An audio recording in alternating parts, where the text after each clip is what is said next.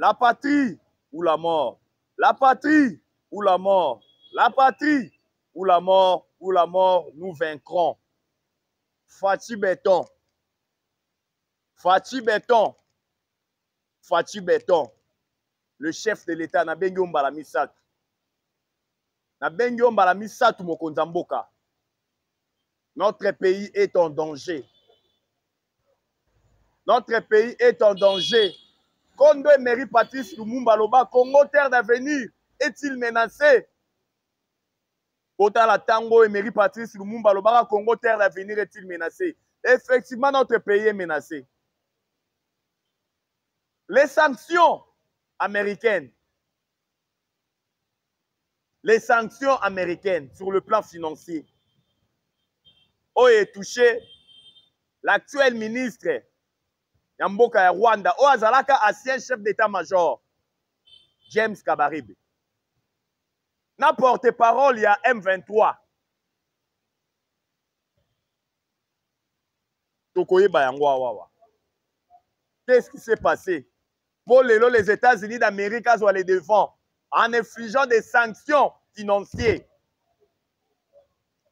Le chef de l'État, Fachi Béton, Azo Bengisa, ba membre nyonso union sacrée, union secrète. Oh, la plupart ya ba membre bazo sunga na loro morote.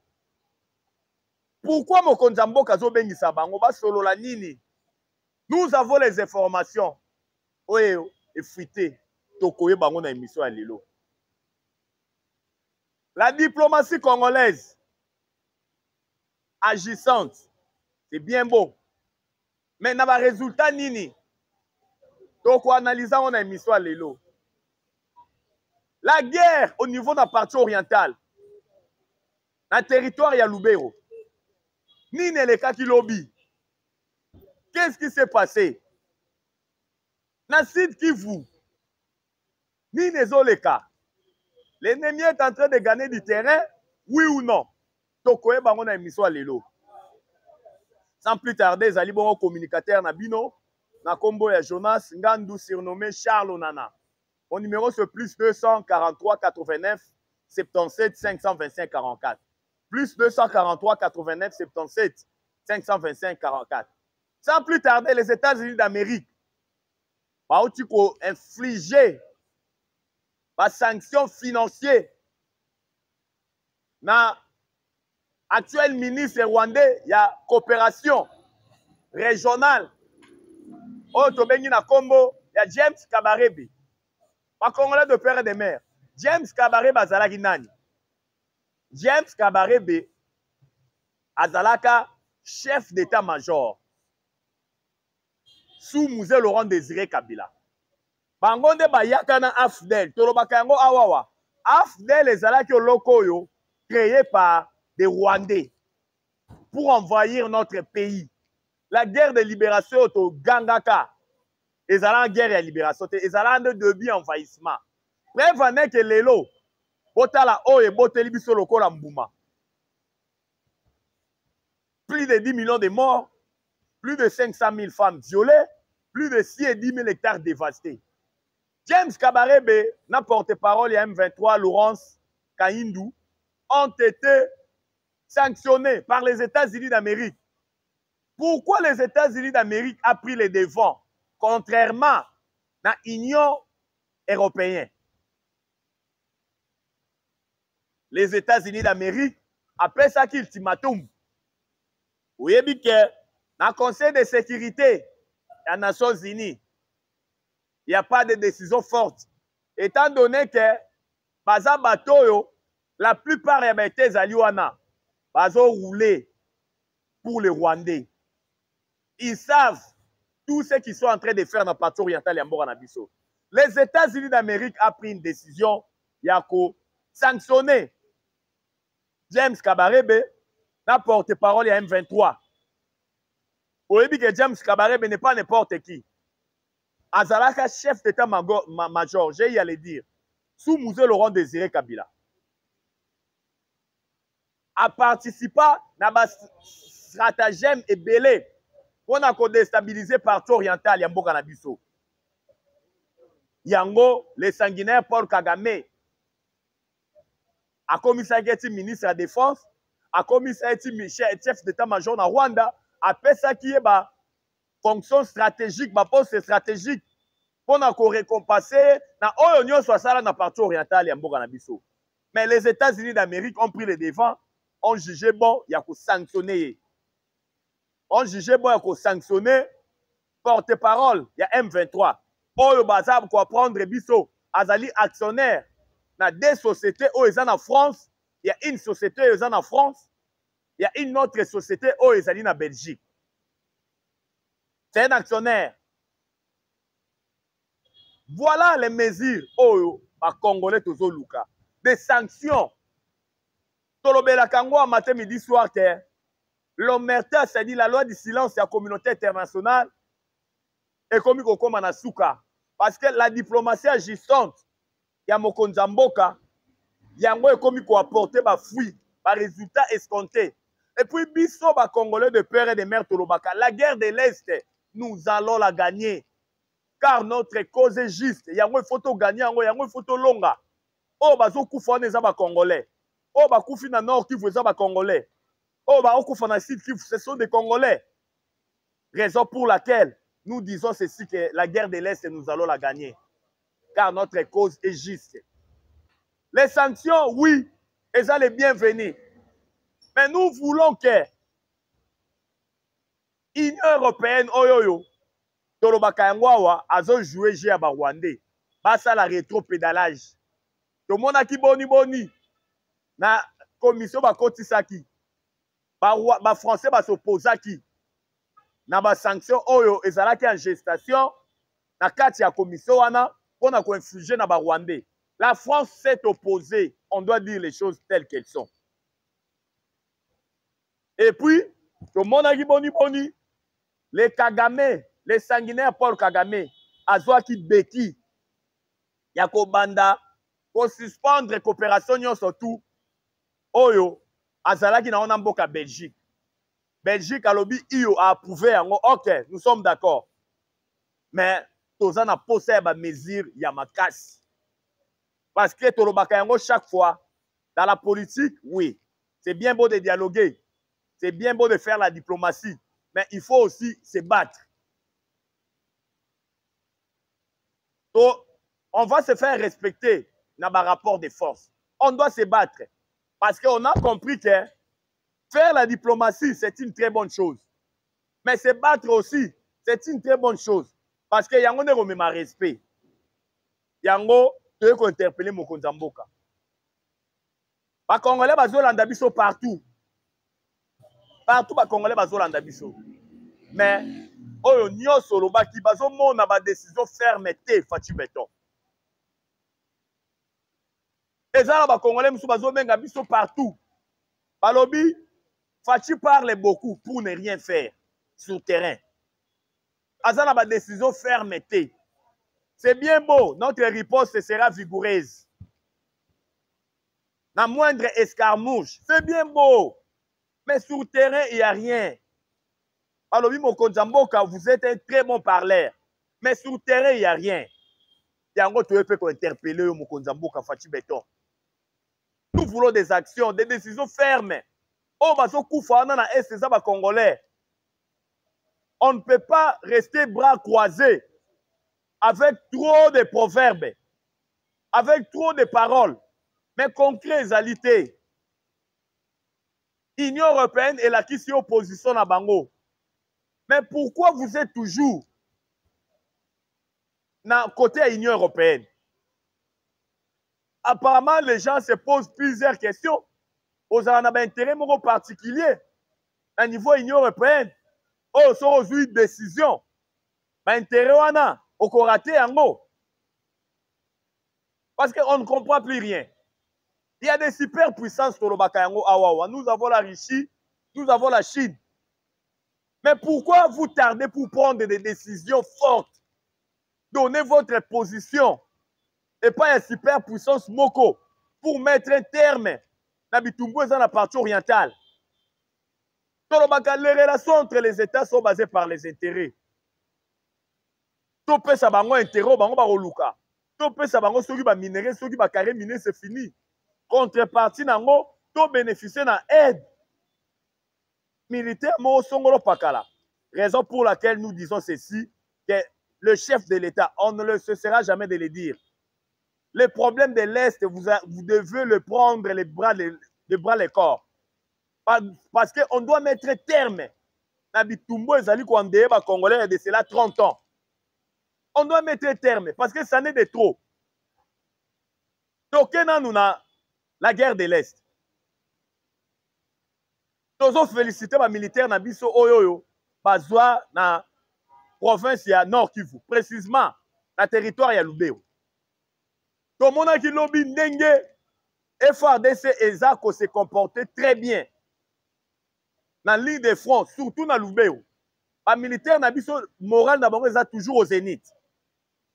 Malgré il y a eu quelques militaires dans Lubero, oh bakimaki ligne de front. Tozoe bate bakimaki ligne de front pourquoi?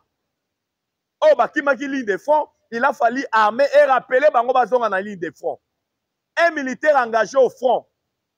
Au kata serment que okufa pour na ekolo. Maintenant on komi na ligne de front, on komi ko kima. On komi ko procéder na pillage. To sepela ki na communiquer à armée. Denge yebisaki na ba militaire o bakimaki ligne de front. O bakimaki bango nyonso tuté. Ezaki na ba militaire no 20 militaire o batikalaki na ba ligne de front. Indiscipliné o bakimaki ba rappelaki bango. Bozonga na ligne de front parce que ba komo la mino tokolongola yango. La liste nominatif ya ba FARDC. O bazonga ki na ba ligne de front. Tozo senga na ba militaire na biso. Moral na bino ezala au zénith. Bola pakindai boko wapo na ekolo. Tolingi no tomona yango même sur terrain. Ennemi tozo bundana ye tolobaka yango. L'ennemi n'est pas fort. Mais azako utiliser kaka traîtrise na trahison. O eza kaka na kati ya armée. Les traîtres o bazan na kati ya armée. O ennemi azako utiliser. Traîtrise na trahison soki ezate. Je ne vois pas comment oyoyo armée rwandaise na ba EAC nyonso basangani na ba impérialiste bakogane biso na guerre oyo. Quel que soit bibundeli baza nango. Mais la traîtrise et la trahison oyo eza na kati ya armée nde ezo fragiliser armée na biso. Nde ezosala ke tozala makasi te. Tosepeli na bavaya militaire malgré ba oyo bakimaki mais oyo batikalaki barésistaki barepusaki ennemi musika na bali de fond na niveau ya Lubero. Au niveau du sud Kivu, on doit dire les choses telles qu'elles sont. L'ennemi continue toujours à gagner du terrain. Pourquoi? Traîtrise aux dans le sud Kivu, na trahison, vous n'aurez même pas l'idée. Vous n'aurez même pas l'idée. Un militaire, bakomi ko kima, bakomi ko procéder na pillage. C'est ce que nous condamnons. Raison pour laquelle Tolobi en a de bien mission. Nous sommes dans mon Konzamboka Fachi Benton. Pendant qu'il est temps, il faut prendre des mesures très très fortes. Le Congo a tous les moyens de faire la guerre et puis de gagner cette guerre. Mais le grand problème est comme il paye yo. Il faut faire un effort. Il ne suffit pas seulement de parler. Mais nous voulons des décisions fermes. Des décisions fortes, fermes. Oh, même peuple, pour le lot, il faut tout le bayango mokonzamboka. Confiance oyo population epesaki. Babandi kolongola yango. Po bazotala babime. Fachi obiso tozalaki na confiance na ye. Mais boni, ba décision ferme ti le ezozwa mate. Maloba nyonso ya lobaka. Azokwa kokokisa yango te. M23 na Sud Kivu azo gagner terrain. Yango toye lelo toye ko interpeller yo. biso toyaka ko interpeller yo parce que oza mokonzi na biso oza na mission oyo nzambe apeso na mboka oyo. Mais il faut koyeba que non, il n'y a pas de mauvaises troupes, il n'y a que de mauvais chefs. Quel que soit oyo ekoleka yo nde bazomona. Ça ne va pas, il faut toloba yango. Numéro 1, yo bato bakomi ko se poser ba question ebele pona ba décision oyo ezali eza makasi te oyo ozozwa. Mais bazotuna eza nini, motivation eza nini, nini eza ya kobatama oyo ezosala ke ozwa ba décision ya makasi te. Il faut tolobelaka yo parce que toza na ba correspondant partout na est, n'en parlons même pas. Oh, bazali ko informer biso matin, midi, soir. Le M23 a tenu un meeting na Bukavu. Oyo, ba Congolais de père et de mère bazakuna. Alobeli biso ba mesure M23 zui. Mais tango ba terroriste ba pater Rwanda, armée rwandaise et komi ko imposer ba loi na bisiko bango bazali ko contrôler. Pe ezo oumela boye, ça fait très mal. Bazali ko informer biso même que armée rwandaise oyo azali ko occuper Sud Kivu à interdire même utilisation de carte d'électeur. Ayebisi na population ba ngomona sous carte d'électeur te. Batie ba mesures drastiques. Bakangi o muyibi babomi. Donc là-bas c'est la jungle. Des enlèvements matin, midi, soir. On nous apprend que M23 zali ko enlever ko boma batu butu butu. Oyo nyonso azali ko respecter politique na été. Bazo boma. Et puis na ba innocent misusu oyo bofandi kala ndako boye ba yeba koti ba bomi. Fati béton. Regardez boni ba Congolais bazali ko kufa. Matin, midi, soir. Parce que si siko tozo zo ba mesure ya makasi te. Si siko tozo continuer ko lala na pongi. C'est bien beau. Ya ko bengisa union sacrée. Dengo lobo bengisa union sacrée. Ko bengisa ba parlementaire nyonso ya union sacrée. Ko bengisa présidium ya union sacrée. Mais na ko bengisa union sacrée. Décision nini oyo ba ko bima na kati ya réunion zo salisa na union sacrée.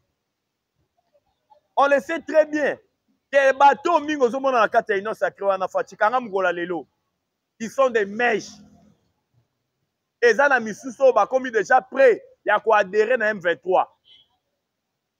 Autant bazo mona Nord Kivu na maboko na bango, précisément Goma.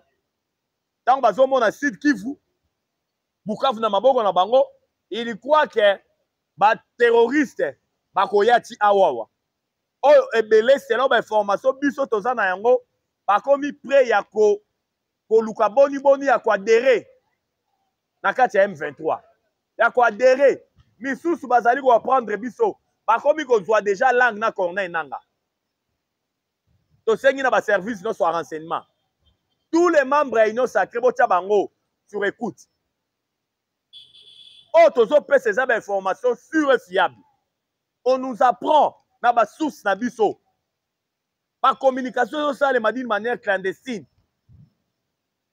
ba ebele ya membre ba la kati ya union sacrée bazo luka ba pesa position bazo luka ba adhérer na union na mouvement M23 ko sangisa bango po bo solola na bango nini. Ce sont des personnes, la plupart bato ba na union sacrée baza na vision moko na yo te, baza na pona shit na yo, baza na pona ba intérêt na bango, baza na pona positionnement na bango. Regardez ce que M. Kabouya a Koloba. O azalaka secrétaire général à IDP Sakala. Pour comprendre boni médiocrité zalaki. Na bateau ozo nommé et puis na bateau baza tout autour na yo. Regardez ce que Kabouya dit.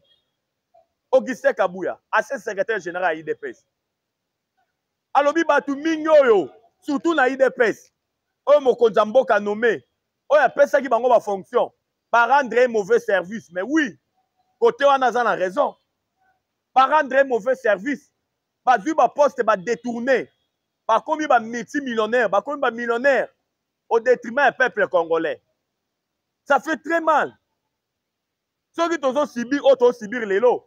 eza pour na mauvaise gouvernance na biso quelque part na bato yo onomaki oyo basali musala malonga te oyo ba détruire mboka oyo baye na vision na hôtel le peuple d'abord mais baye pour na mabumu na bango baye kosala la politique ya ventrologie la politique du ventre ça n'est de trop il faut tolobaka ba vérité parce que oyo ezoleka lelo e affecté mboka mobimba mais na groupuscule ya bato oyo bango nde pouvoir eza constaté esika moko bango nde fo bazalaka baministre bango nde bamandataire bayibaka partout barétro commission l'impunité est toujours au rendez-vous l'impunité est toujours au rendez-vous un détourneur bareprotéger yango toza na posa ya badécision ya malonga tolingi tosentir yo na casquette ya mokonzi ya mboka. On ne gère pas un pays en tâtonnant, tolobaka yango. Il faut que vous devez prendre des décisions fortes et drastiques. Tolobaka yango, pouvoir et simami na makila. To instaurer, mutu to ako détourner, s'il faut ko boma, il faut ko bomae. Il faut ko boma. Pouvoir et simami na makila. Lisons même la Bible. Pendant mon le pouvoir et simami na makila. Totali même Bible, totali même l'homme selon mon cœur. Roi David. On zamba loba l'homme selon mon cœur. David a tué. David a bomi. A bomi a simi makila. Mais zamba benga roi David, l'homme selon mon cœur. Tout le monde a même roi David. À se permettre à mon moi sazo soukola. À se renseigner, moi si un militaire na ye, à ça qui na ligne de front. À sengi bazwa militaire na ye wana, exemple on la tsabino, boni pouvoir esimami na makila. À sengi bazwa militaire na ye wana wa mona ki moi si na ye azo soukola. Ba tia na ligne de front. Côté bitumbeza makasi. Bazwa pe militaire na ye wana na ba commandant na ye ya David, ba tia na ligne de front sika bitumbeza la makasi. Akufi na biti nini? Akufa. Pour y récupérer moi si na ye. Effectivement, Akufa. Roi David a récupéré moi si na ye. Mais Salomon. Donc cela veut dire que pouvoir est simami na makila. Votre gestion yamboka, ce n'est pas du tout bon.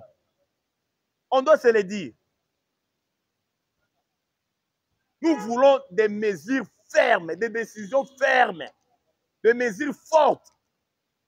Là, ta casquette qui vous conduit. Toujours recommander aux mêmes. Évitez de trop parler.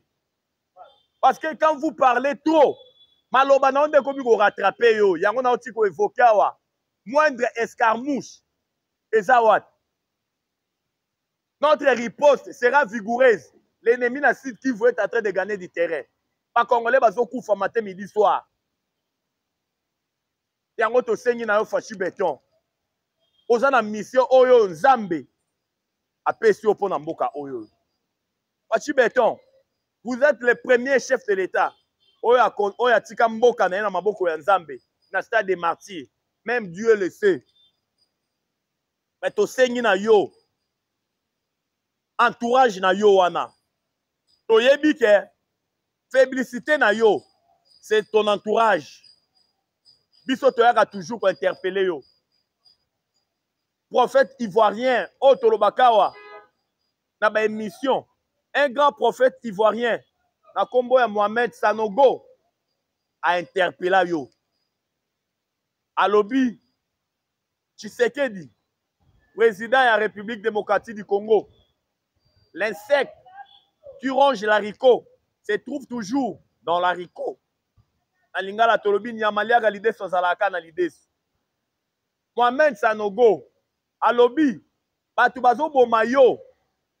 Eza bato baza tout autour na yo. Eza bato bazo lobela yo vérité te.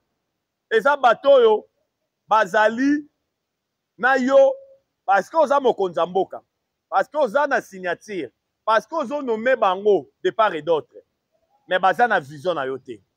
Mohamed Sanogo, prophète ivoirien, aloba yango. Asuki wana kaka te. Ayebisa yo ke okogane bitumba este. Mais okoganyaka bitumba este. Soki otali entourage na yo. Okonza mboka. Batu nini baza tout autour na yo. Nicolas Machiavel. Boyebi Nicolas Machiavel. Qui est Nicolas Machiavel? Nicolas Machiavel à Loba. Tango zali ko kamba. Esika songolo pakala. Eza la biloko mibale. Il faut qu'on l'andelaka. La gestion de l'information et le choix de tes collaborateurs. Information, quand vous êtes chef, ozo gérer yango lo lenge nini. Parce que na lingala tolobaka kozanga koyeba ezali liwa ya mobimba. Ngala benga yango liwa ndambu te, ezali liwa ya mobimba. Po soki ba yebi so libulo ezali wana boyi, oke ozindi okufi. Wana eza ndambu te eza mobimba. Et puis la gestion de l'information et le choix de tes collaborateurs. Pas collaborateur nini oyo bazali tout autour na yo. Na yebi oza mokonzi mboka, vous êtes la personne la mieux informée. Même tes collaborateurs aux alarmes d'information sur bango. Est-ce que ba collaborateur wana au sanctionnera bango, aux ko écarter bango musika na yo. Raison pour laquelle nous demandons ceci. Fachi Beto, vous devez ouvrir l'œil et les bons. Le pays est en danger. Le pays est en danger. Hier, ça ne va pas. Par Congolais, bazo koufa chaque jour. Le M23 et l'armée rwandaise, bazo boma, Mikolo Nyonso. Tout ça n'a pas cette décision moko militaire et ça la urgente. Urgente parce que ils ont oumé là. Ils ont oumé là. Ils ont profité de l'armée rwandaise. Parce que Bachar Tignon surtout, par rapport aux Nations Unies, tout le monde le sait que nous nous battons avec les Rwandais. Mais quand vous voyez il n'y a aucune sanction, il y a la léthargie, il y a l'omerta. Mais vous le savez tout. Oyebi Nyonso, prenez des décisions courageuses pour mettre un terme. Nabitumbo ezali ko bomisa ba Congolais. Notre pays aujourd'hui, il faut tout le bayango. Sur le plan diplomatique, nous sommes au-dessus. Mais si vous regardez ce qui se passe dans la partie orientale, le pays est humilié. Goma na maboko M23.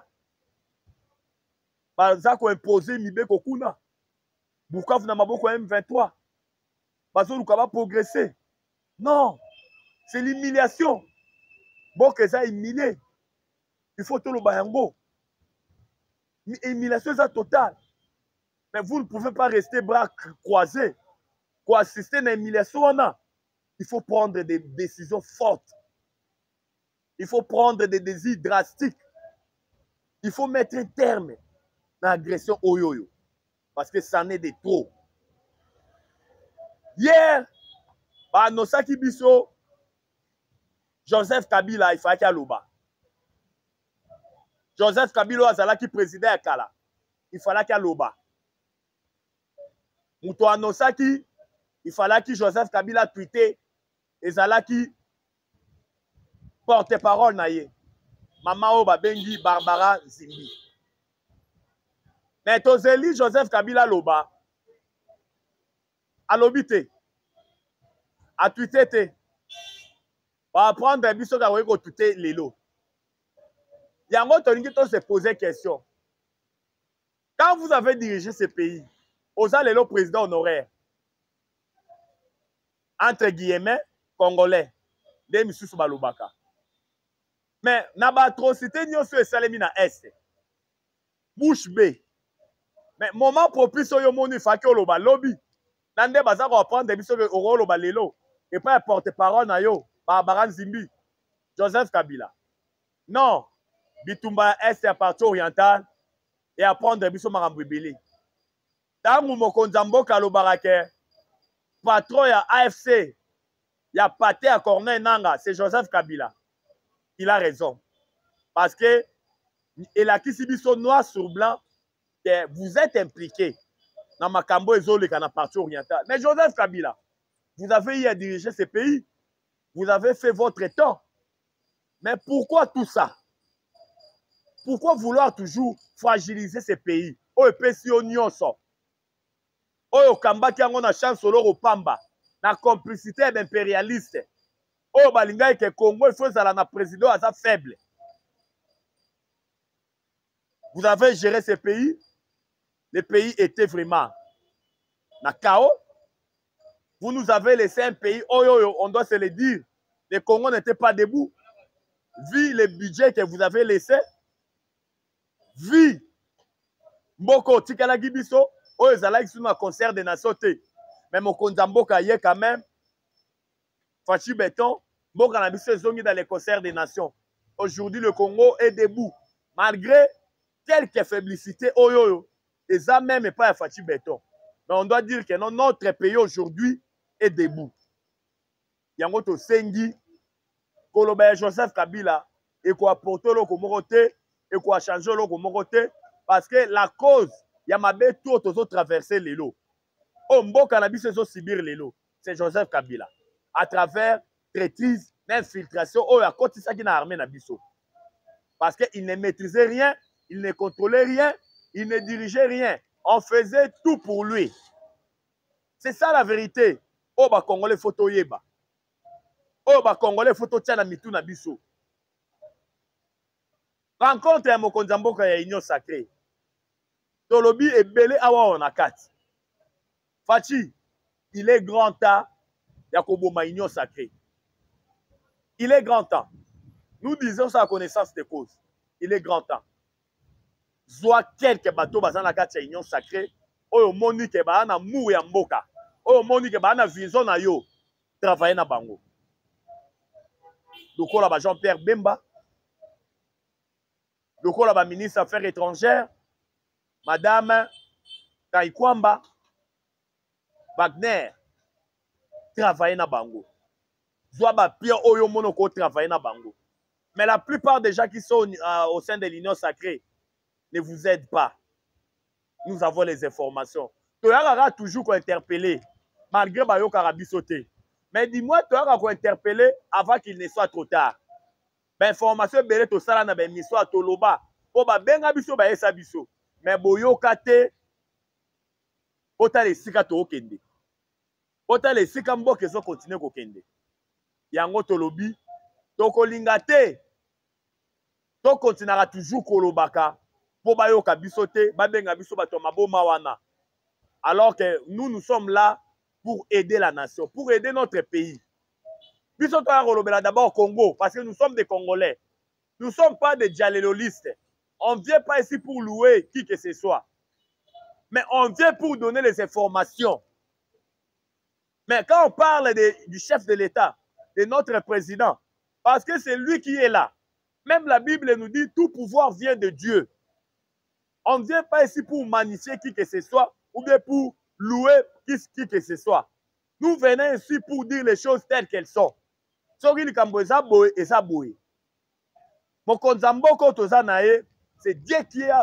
qui a voulu qu'il soit là. Tout pouvoir vient de Dieu. Mais Tozana Posa a se démarqué. Tozana Posa a là vraiment Kazaka. Ya mokonza mboka, ya ko respecter onyo sotu ya loba. Mais tout en état prudent. Tout en état prudent. Raison pour laquelle Tolobi, les Congolais, soyons debout. Restons vigilants. O ezali kambo mabele, Tolobaka yangwawa, o ezali kambo ya Fachi Betote. Fachi, c'est un humain. Un jour, il partira. Un jour, mais notre pays, le Grand Congo, restera un, restera indivisible. Le Congo, c'est notre dénominateur commun. Ozala na étranger, ozala wapi, mais il faut que Congo est à Congo. Et kotika la Congo. Le Congo appartient aux Congolais. Raison pour laquelle nous disons ceci. Restons debout, soyons vigilants. La guerre de l'Est est pour chuter. Nous allons la gagner. Nous allons la gagner. Nous disons ça haut et fort. Parce que notre cause est juste. Parce que Dieu est congolais. Toko gagner yango. Ya kolobe sala ke belé. Mais ma chaîne na biso ezali kambo ngonga. Ngonga ingonga. ezalaki bongo communicateur na bino na kombo ya Jonas Ngandu surnommé Charles Onana. Na bandeli sous numéro na ngai, mon numéro c'est plus 243 89 77 525 44. Plus 243 89 77 525 44. La patrie ou la mort. La patrie ou la mort. La patrie ou la mort. Ou la mort, nous vaincrons. Nabomo Konde Tokologa. Je dis et je vous remercie. Ciao.